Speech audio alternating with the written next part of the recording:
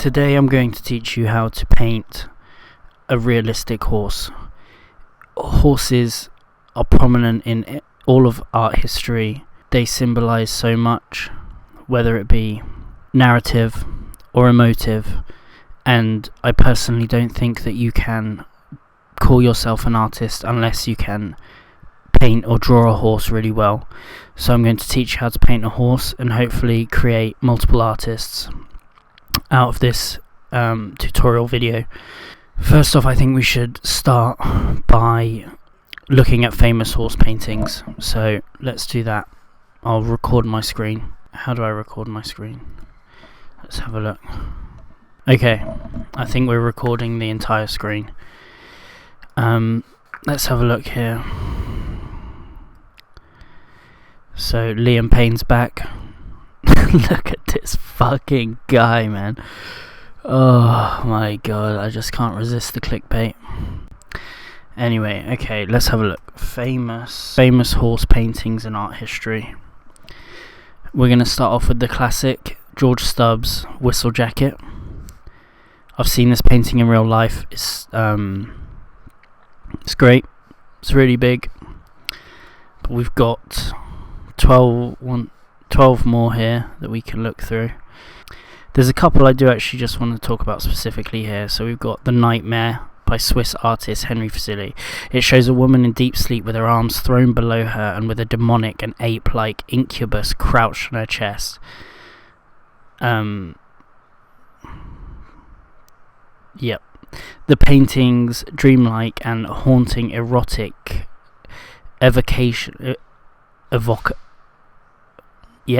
of infatuation and obsessed was cool. Right. The thing I actually want to talk about here is the horse, obviously. So this is something we're not gonna do. This horse doesn't have eyes, and it's extremely important that when we paint our horses that we are accurate. I mean, there's eye holes and white things, but there's no eyes. So, and this it looks like they've given the horse a haircut. That's something to consider as well. So that's one I wanted to talk about. And the second I wanted to talk about is the charging chasseur, otherwise known as an officer of the Imperial Horse Guards charging. Shorten it. Anyway, this is what I want to talk about here. Something I discovered when doing this research as well, and something I'm going to have to now incorporate into my future paintings of horses, and something we'll discuss. So here they've chosen probably one of the most flattering positions, of a horse, which is from behind. Now here's what I want to talk about. This bum and this bum hole is, we all knew that, and we all know horses have large cocks. What I didn't know is here you can see balls, testicles, and that is something I never knew about. I thought the balls were inside the horse. So, things to consider from our research here of famous horse paintings. Horses do have eyes, they have haircuts, and they have balls. So that's 3 things we need to think about when we're painting our horse. That's our research done. Hopefully my screen recorded there and we got that. I'm gonna set up a canvas for us to start painting on, and we'll sort of go through the process. Cool. Right, so we're gonna start our painting with construction lines. We are not using reference images because we've done our research. The images of the horses should be etched into your mind. I like to start a horse with a big circle, and that is the bum. We follow that up with a series of triangular shaped rocks, 2 next to each other with a small inch gap, and 2 more following that. Next we're going to create our construction shapes for the head. So that's another 2 circles one slightly above the bum circle and one lower down. Now we join a tail-like shape to the top left of the bum, and then we go in from the bottom of the bum circle in a direct straight line, creating no deviations or muscle distinguishing marks. We're looking for tree trunks here that flare out to the edges of the rock-shaped triangles.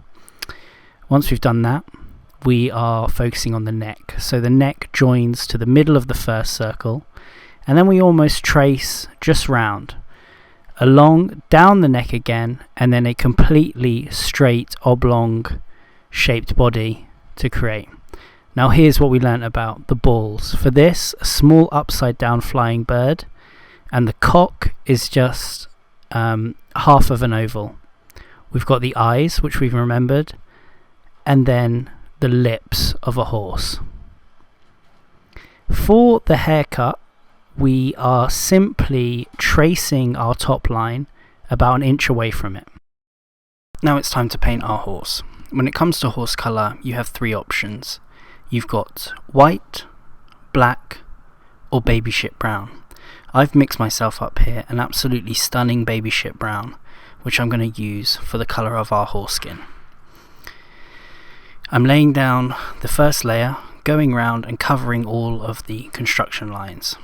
What we want to do is cover up the parts that we don't need anymore and leave the parts that we need to see for our other colours. After this, I'll be painting the cock and balls a dark brown.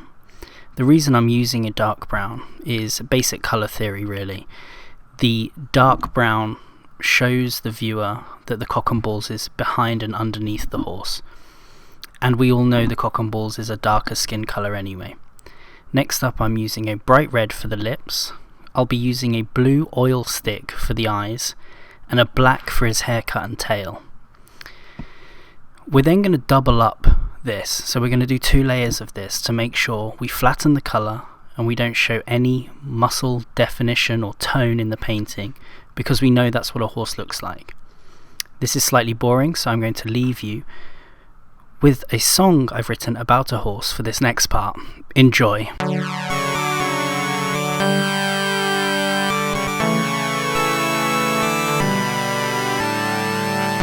Never have sex with a horse. That's horse. Intercourse. Never have sex with a horse. That's horse. Intercourse. Never have sex with a horse. That's horse. Intercourse.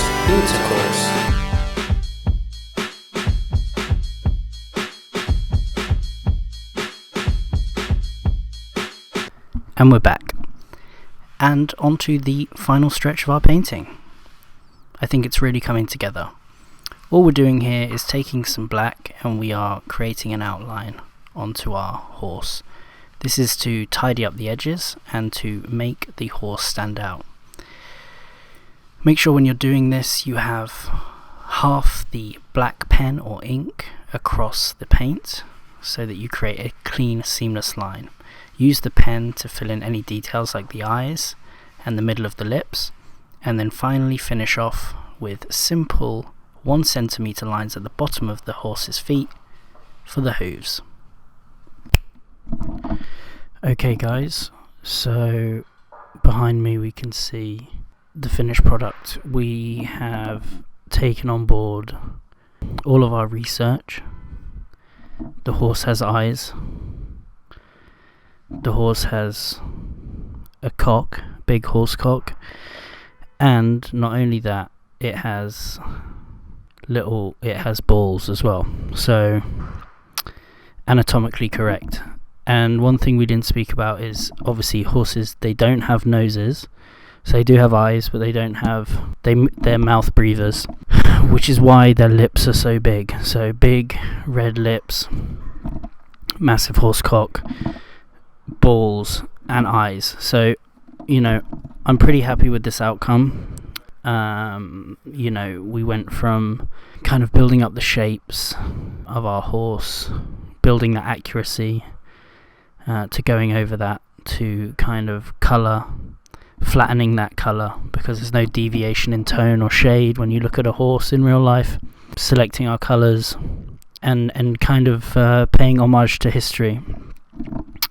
That being said, I don't think this is done. It is floating centrally in the page, and although one of the paintings we looked at, the George Stubbs painting, that's also kind of floating on this green background, I did think about potentially just kind of going with it and keeping this plain white background. I think a theme that we see historically, and that's what we're trying to do today. We're trying to learn.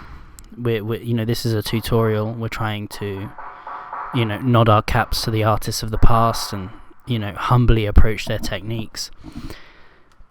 One thing we see in all the paintings is a lot of paintings is nudity, women, men, nudity. So I'm thinking I kind of want to add a naked woman into this to kind of just build the composition. Really, I don't like that he's floating, and so I have this sketch from a recent life drawing class here. So I think I want to put this woman lying sort of here on his back, kind of leaning on him, and her legs coming down as if they're sort of lovers. So we're going to go to that now. This is less of a technique, a tutorial. I'll kind of flash to that.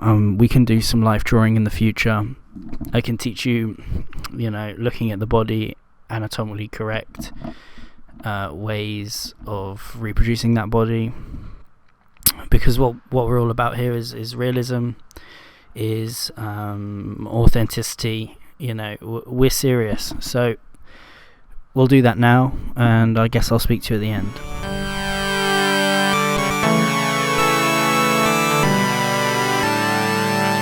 Hey, lady, don't have sex with that horse. That's horse. Intercourse. Hey, lady, don't have sex with that horse. That's horse. Intercourse. Lady, intercourse. Lady, intercourse. Hey, lady, don't have sex with that horse. That's horse. Intercourse. Okay, so here's the finished painting. You can see we've added in the woman. We'll talk about that for a bit. We've got this kind of loving gaze between horse and woman. We've got the breasts resting on the back and kind of a soft choke on the horse, which was all intentional, really. I think we wanted to create that energy, with the information we've learnt today about the anatomy of a horse. It's only right that we kind of create this tension between woman and horse. You can see I've kind of grounded the painting with a small slice of grass at the bottom and a small slice of sky at the top, and just some words. But I think today overall it's been successful. The one thing I would say we kind of failed at, thinking about incorporating the woman was a last minute decision. Often the women that frequent these historic paintings, they're pale and they're ginger. This woman is more pink with black hair. So that's maybe my only critique of myself. Apart from that, I think, we've been totally anatomically correct. We've respected the techniques of the master, and we've ended up with a painting that would stack up against any of the paintings that we looked up earlier. All that's left to do now is spray it with Lynx Africa and go over with some varnish, seal in the smell, and that's it really. I hope this has inspired you. I hope this has opened your eyes to some of the techniques around painting and looking at horses. Like I said, I strongly believe that painting a horse is part of, it's a rite of passage. You have to be able to do it if you're going to call yourself an artist. And so that's all I really want to do here. You know, maybe you could use this video and paint along, and I'd love to see your attempts actually. That would be great. There will be some more videos in the future. I hope you've enjoyed it. I hope you have a nice weekend. And I'll see you all soon. Thank you.